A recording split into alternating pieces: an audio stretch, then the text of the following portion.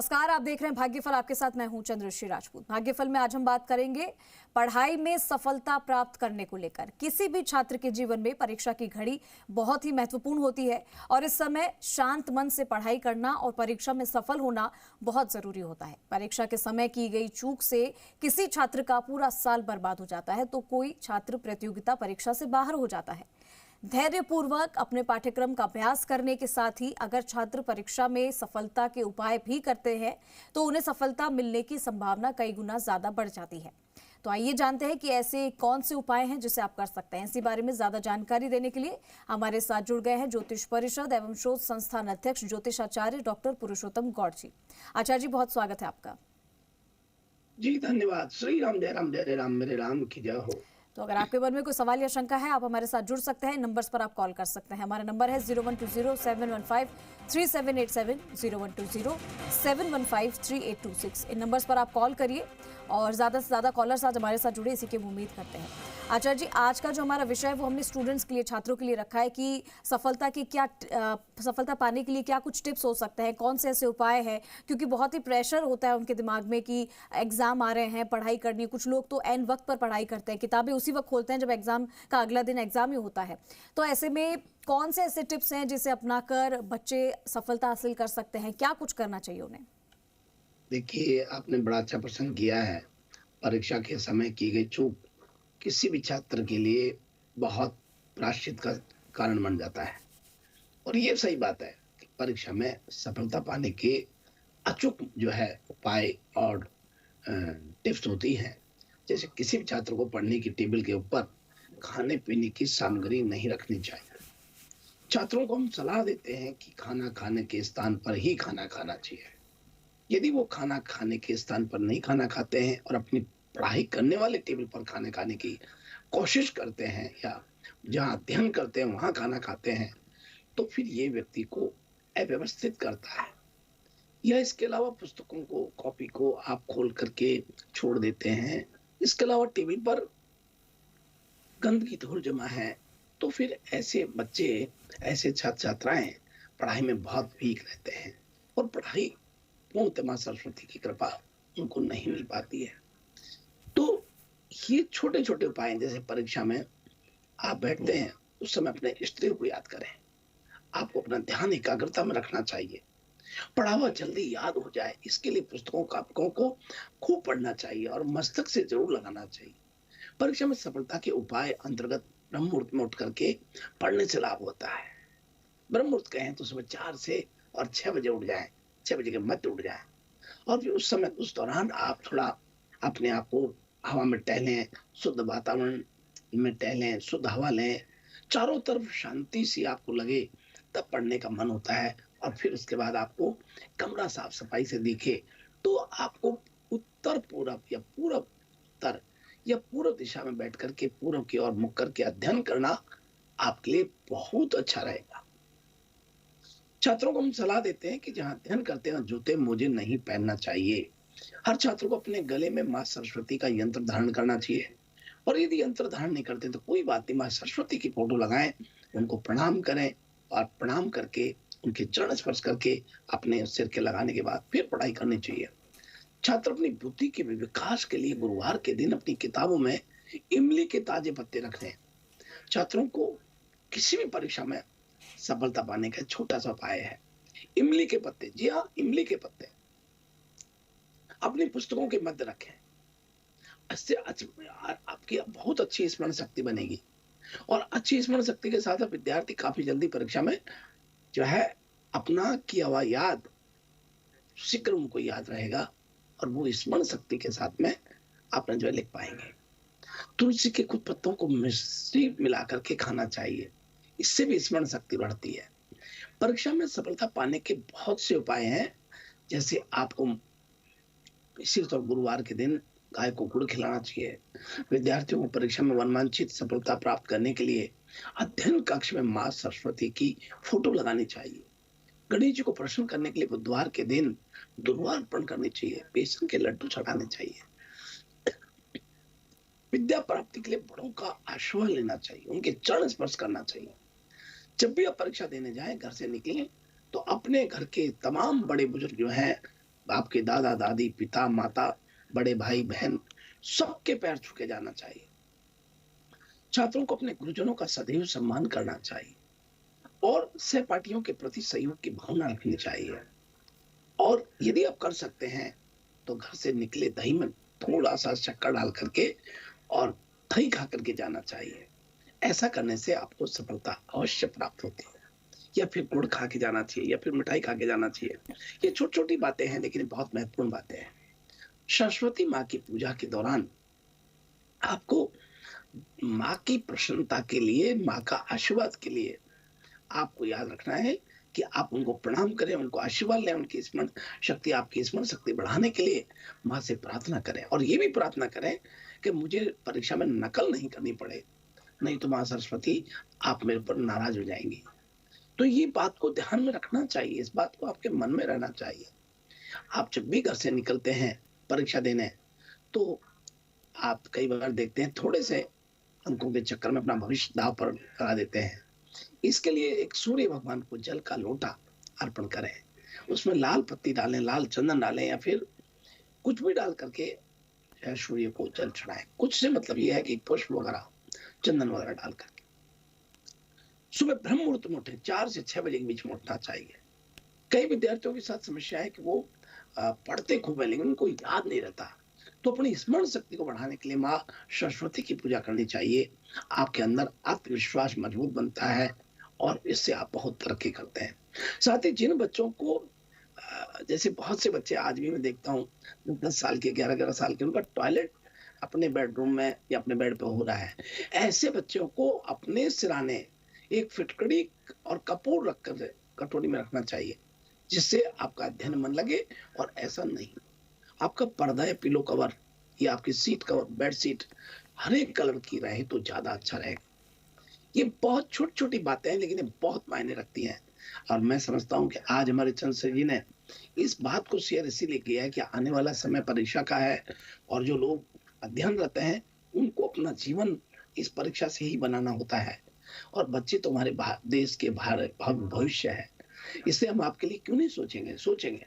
आपके परीक्षा कक्ष में प्रवेश करने समय दाएं पैर को पहले रखें आप, और भीतर जब जाने लगे तो दाएं पैर पहले रखें। परीक्षा देने के लिए आप जब मंदिर में जाएं तो आधा किलो दूध किसी को भेंट करके जाएं।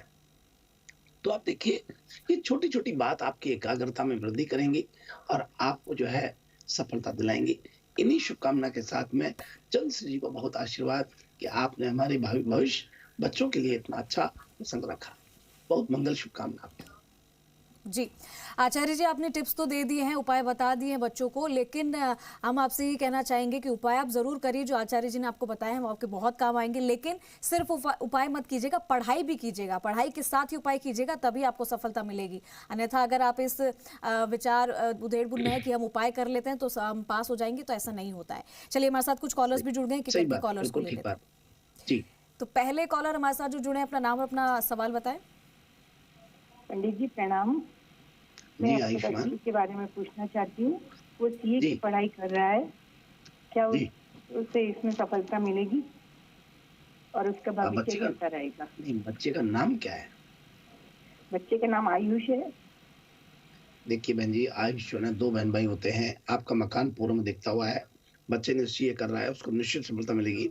आप कृपा करके एक काम करें, जैसे हमारे अभी आयुष जी ने कहा पढ़ाई जरूरी है, टोटका भी पढ़ाई भी चलेगा, तो आप उनको पढ़ाई करने के लिए तो कहें, लेकिन साथ में एक मोर पंख उनके पढ़ाई करते हुए पीछे लगा दें, तो उससे क्या एकाग्रता बढ़ेगी और निश्चित रूप से स्मरण शक्ति बढ़ेगी। और माँ सरस्वती की फोटो को प्रणाम करें और प्रतिदिन जो है धूप अगरबत्ती करना शुरू करें। बुधवार को हरि दो गणेश को चढ़ाएं, अवश्य उन्हें सफलता मिलेगी। बहुत मंगल शुभ आशीर्वाद। जी, अगले कॉलर का रुख करेंगे। अगले कॉलर जो हमारे साथ जुड़े हैं, अपना नाम और अपना सवाल बताएं। हाँ जी, मेरा नाम सविता है, मैं जलंधर से बोल रही हूँ। पंडित जी राम राम। लाइफ के लिए 21 तारीख तालिका का है 24 जुलाई 1984, 147 गाजियाबाद पीएम। और कब इसकी शादी है, कहाँ का मिलेगा? पंडित जी बताइए, आपका इसका कल्याण कीजिए। आपका बहुत स्वागत है हमारे भागफल कार्यक्रम में बहन जी। और बहन सविता जी, आप मान के चलें कि निश्चित रूप से इस बच्ची का 2025 में भाग्योदय हो रहा है। आप बिल्कुल आत्मबल को कमजोर मत कीजिए, अपने विश्वास में दृढ़ता रखिए और उत्साह के साथ भगवान पर विश्वास रखिए। अवश्य है सफलता मिलेगी। मेरे नाम यहाँ मैं बताना चाहूंगा कि मेरे नाम के आशीर्वाद से इनको हर गुरुवार के दिन हल्दी डाल करके स्नान करने के लिए कहिए। गुरुवार से 101 दिन तक हल्दी डाल के स्नान करें और हल्दी का तिलक भी करें। हल्दी डाल करके लोटे में और सूर्य को जल भी चढ़ाएं। साथ ही आपको बता दें कि सिंह लग्न में जन्म हुआ है, इनको शनि की महादशा, बुध का अंतर और शनि का प्रतंत्र ये काफी परेशान करेगा, काफी बनते हुए कामों को अवरुद्धा में तब्दील करता है। इसके लिए आपको कोई घबराने की जरूरत नहीं है। आप संध्या के समय गोद वेला में एक चांदी के गिलास में या फिर स्टील के गिलास में कच्चा दूध 250 ग्राम डाल करके और उसमें पूरा मिश्रण करके पीपल के पेड़ में संध्या के समय चढ़ाने के लिए आप कहिए, अवश्य सफलता मिलेगी। और बच्चे की शादी धूमधाम से हर्षोल्लास से बड़े ठाट बाट से होने वाली है। कहीं आत्मबल कमजोर मत करिए। राजा महाराजों की जैसी शादी बनेगी, आप घबराइए मत। बहुत मंगल शुभ आशीर्वाद जी। अगले कॉलर का रुख करेंगे। अगले कॉलर जो हमारे साथ जुड़े, अपना नाम और अपना सवाल बताएं। गुरुजी राधे राधे। राधे राधे बहन। हाँ गुरुजी, आपकी बहुत कृपा, आपके चरणों में कोटि कोटि प्रणाम। गुरुजी, मैं आपने बोला था ना गेट के बाहर गुरुजी दीपक जलाना, तो गुरुजी मैं घर के बाहर दीपक जलाती हूँ। गुरुजी रात को दोस्तों ने मुझे ऐसे टोका कि बोलती हैं कि दीपक जब जलाया जाता जब कोई किसी की डेथ हो जाए, तो आप घर के बाहर दिया क्यों जलाते हैं? तो गुरुजी मुझे रात को बहुत टेंशन हुई, मैं ऐसे ही सोचती रही। मैं तो आपके सहारे में ही रहती हूँ गुरुजी, मेरा तो बहुत बेड़ा पार। देखिए बहन, बात यह है कि आप रात को नहीं जला रहे, आप संध्या के समय दिया बत्ती के टाइम जला रहे हैं। और दिया बत्ती के टाइम जलाने का मतलब ये होता है कि उसमें लौंग डाल के जला रहे हैं ताकि घर में कोई भी नेगेटिविटी है वो खत्म हो। तेल का दीपक जलाने पर, और उसमें बत्ती जो खड़ी बत्ती रखते हैं वो जलानी है। तेल का दीपक जलाना है, 3 लौंग डाल के जलाना है, पूरे घर में से घुमा के दिया बत्ती के टाइम जलाना है, रात को नहीं जलाना। और ये सब बेकार की बात है कि इस तरह डराते हैं बहुत, वो अलग चीज होती है, वो अलग ही हिसाब होता है। खैर चलिए, आप तो करिए ये काम है ना, और लेफ्ट साइड में जलाना जी। जी, अगले कॉलर का रुख कर रहे हैं। अगले कॉलर जो हमारे साथ जुड़े हैं, अपना नाम और अपना सवाल बताइए। गुरुजी राधे राधे। राधे राधे जी। हाँ, मेरा नाम मनीषा है। मेरा जन्म 17 मार्च 2002 को हुआ है। मुझे ये पूछना है कि मेरे रीट का फॉर्म भरना है, तो कौन सा समय सही रहेगा? देखिए बेटी, आपको रीट का फॉर्म भरना है तो आप यहाँ बुधवार को या सोमवार को या गुरुवार को, तीनों दिन में कोई भरें। यदि आप सोमवार को भरती हैं तो दोपहर 2 बजे से 5 बजे तक भर देवें। यदि आप बुधवार को भरती हैं तो फिर दोपहर सुबह 11 बजे, यानी 11 बजे से दोपहर 12 बजे तक ये मध्य भरें। ये गुरुवार को भरती हैं तो 1:30 से वो आप 11 से 1:30 बजे के बीच में भरें। इस प्रकार से टाइम है, इसमें भरिए, आपको सफलता मिलेगी जी। जी। अगले कॉलर जो हमारे साथ जुड़े हैं, अपना नाम और अपना सवाल बताइए। प्रणाम पंडित जी। आयुष्मान, जय श्री राम। बेटे के बारे में पूछना था। मेरे बेटे का नाम वंश है। जन्म तारीख है 18 जुलाई 2010। सुबह के 10:30 मिनट पर उसका जन्म हुआ है। उसके भविष्य के बारे में और उसकी शिक्षा के बारे में मुझे पूछना था कोई। देखिए, वंश के लिए बहुत आशीर्वाद है। ये 2 बहन भाई का होता है, टोटल 2 बहन भाई होंगे। और आपका मकान पूर्व उत्तर में देखेगा। आपका बेटा वंश वाकई में ही वंश का वृद्धि करते हुए वंश का नाम करने वाला रहेगा। और ऐसे बच्चे के लिए हम बहुत आशीर्वाद करते हैं। सतमिन्नु सरधोवंती देवा इत्रान चक्राजर संतु नामा। भगवान इनको शतायु करे, 100 वर्ष की आयु दे, दीर्घायु बने। ये बच्चा प्रतिदिन नहाने के समय अपने जल में, नहाने वाले जल में सफेद तिल 1 चुटकी डाल के नहाए और गंगा जल डाल के फिर स्नान करें। अवश्य लाभ होगा। बहुत मंगल शुभ आशीर्वाद है। और ये बच्चा बहुत इंटेलिजेंट और बहुत ही सुपरमैन रहेगा। आप लेकिन ये नियमित रूप से करिएगा। गंगा जल डाल के ही स्नान करें, सफेद तिल डाल के स्नान करें जी। जी, अगले कॉलर का भी रुख कर लेते हैं। अगले कॉलर जो हमारे साथ जुड़े हैं, अपना नाम और अपना सवाल बताएं। आचार्य जी आपको राम राम। राम राम जी। और मैं ये पूछ रहा हूँ कि आपने एक दिन सपनों के बारे में बताया था 4-5 दिन पहले, तो मैं ये पूछना चाहता हूँ कि हम तो घर की चप्पलें अलग रखते हैं और बाहर की चप्पल अलग रखते हैं, तो घर की चप्पलें तो हम पहन सकते हैं ना रसोई के सामने, इसके बारे में जानकारी दे। घर में सभी जगह फिरते हैं, मंदिर और रसोई में नहीं जाते। देखिए ये बहुत सही बात है और ये बात सही है कि आजकल चप्पलों के बारे में पहनने, सर्दी का मौसम है, लेकिन आप ध्यान रखें अन्न को पकाने के लिए पवित्र अग्नि की रसोई में ही प्रज्वलित की जाती है और हमारे शास्त्रों के अनुसार अग्नि और अन्न दोनों पूजनीय होते हैं। इसी कारण से हम ये माना जाता है रसोई के सामने जूते चप्पल नहीं लाने चाहिए, बल्कि रसोई में भी जूते चप्पल नहीं ले जाना चाहिए। इसी को लेकर के हम मना किया था। घर में जूता चप्पल यदि आप रखते हैं तो उसका एक स्थान होता है और वो दक्षिण पश्चिम दिशा में रखें। वास्तु के अनुसार चप्पल जूते आदर्श रूप से घर में रखे जाने चाहिए और उनको गलत दिशा में रखेंगे, पूर्व उत्तर में भटकेंगे तो नुकसान देते हैं। इसलिए आप ये करिए, अवश्य ठीक रहेगा। बहुत मंगल, शुभ आशीर्वाद जी। अब आचार्य जी वक्त हो गया है आज का राशिफल जानने का। तो आइए हम बात करते हैं मेष राशि से। आज मेष राशि के सभी जातकों को नौकरी में परिवर्तन के योग बन रहे हैं। कार्य क्षेत्र में भी परिवर्तन संभव हो रहा है। आय में वृद्धि बनेगी। घर खर्च की अधिक स्थिति रह सकती है। किसी मित्र के सहयोग से आज कारोबार में लाभ की वृद्धि दिखाई देती है। और अब बात करते हैं वृषभ राशि वाले लोगों के लिए। आज कारोबार में बदलाव के योग बन रहे हैं। शैक्षणिक कार्यों पर विशेष ध्यान देना चाहिए। शैक्षणिक कार्यों का शोध आदि कार्यों के लिए यात्रा पर जा सकते हैं। किसी मित्र के सहयोग से आय वृद्धि के साधन आज बन रहे हैं। स्वास्थ्य के प्रति आज आपको सचेत रहना चाहिए। और अब बात करते हैं मिथुन राशि वाले लोगों के लिए। आज परिवार के संग किसी धार्मिक स्थान पर आप जा सकते हैं। मित्रों का साथ मिलेगा। पिता की सेहत का ध्यान रखें। अफसरों से व्यर्थ के व्यवहार से बचना चाहिए। नौकरी में कार्यक्षेत्र में परिवर्तन संभव हो रहा है। और अब बात करते हैं कर्क राशि वाले लोगों के लिए। शैक्षणिक कार्यों के सुखद परिणाम आज प्राप्त होने वाले हैं। नौकरी में तरक्की के मार्ग बनेंगे। शासन सत्ता का सहयोग आज आपको प्राप्त हो रहा है। आय में वृद्धि के योग बन रहे हैं। स्थान परिवर्तन के भी योग बन रहे हैं। भाई बहनों का साथ आज आपको प्राप्त होने वाला है। और अब बात करते हैं सिंह राशि वाले लोगों के लिए। लेकिन आदि बौद्धिक कार्यों से आय के स्रोत विकसित हो रहे हैं। वाहन सुख में वृद्धि संभव हो रही है। पारिवारिक जीवन बहुत सुख में रहेगा। किसी मित्र के सहयोग से कारोबार में कुछ बदलाव आज संभव हो रहे हैं। और अब बात करते हैं कन्या राशि वाले लोगों के लिए। कारोबार में सुधार हो रहा है। लाभ के अवसर प्राप्त होंगे।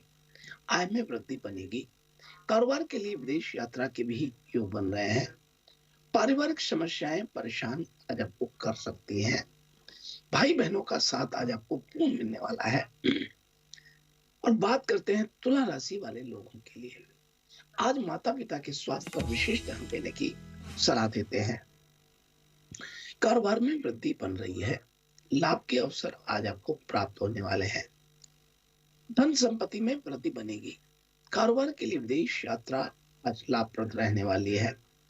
आज सेहत का विशेष ध्यान रखना चाहिए। और अब बात करते हैं वृश्चिक राशि वाले लोगों के लिए।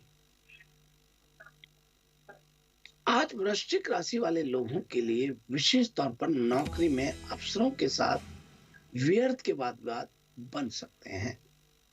तरक्की के योग बन रहे हैं। वहीं आज आय में काफी वृद्धि संभव दिखाई देती है। आज शुभ समाचार प्राप्त होने वाले हैं। किसी पुराने मित्र से पुनः संपर्क संभव हो रहा है। और अब आइए हम बात करते हैं धनु राशि वाले लोगों के लिए। नौकरी में कोई अतिरिक्त जिम्मेदारी आज आपको मिल सकती है। किसी मित्र के सहयोग से किसी संपत्ति में निवेश आज आप कर सकते हैं। निवेश लाभप्रद रह सकता है।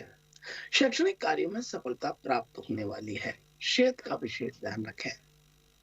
और भाई हम बात करते हैं मकर राशि वाले लोगों के लिए। आज कुटुंब परिवार में धार्मिक कार्य बनेंगे। पिता के स्वास्थ्य में सुधार बनेगा। शैक्षणिक व शोध आदि कार्यों के सुखद परिणाम प्राप्त होंगे। किसी मित्र के सहयोग से नौकरी के मौके आज आपको प्राप्त होने वाले हैं। वस्त्रों पर खर्च आज आपका बढ़ने वाला है। अब बात करते हैं कुंभ राशि वाले लोगों के लिए। नौकरी में कोई अतिरिक्त जिम्मेदारी भी आज प्राप्त हो सकती है। मित्रों का सहयोग भी मिल सकता है। लेकिन आदि बौद्धिक कार्यों से धन की प्राप्ति संभव होती है। संतान के स्वास्थ्य पर विशेष ध्यान रखें। यात्राओं में आज कमी बनेगी। और अब बात करते हैं मीन राशि वाले लोगों के लिए। शैक्षणिक या बौद्धिक कार्यों में मान सम्मान आज प्राप्त होगा। संतान की ओर से सुखद समाचार मिल सकता है। कारोबार में श्रम तो अधिक बनेगा, लेकिन हिसाब से धन की प्राप्ति आज संभव हो रही है। इस प्रकार से आज का हमारा अपना यह है राशिफल। जी, तो आज काफी सारी टिप्स भी छात्रों को पता चली और आज का राशिफल आपका कैसे रहने वाला है ये आचार्य ने आपको बताया। इसी के साथ हमारे साथ जुड़ने के लिए आचार्य जी बहुत बहुत धन्यवाद। साधुवाद, सुप्रभात, शुभाशीर्वाद। मेरे राम की जय हो, मेरे राम की जय हो। और चलिए जाने से पहले आपको दर्शन करवाते हैं खाटू श्याम बाबा की आरती के।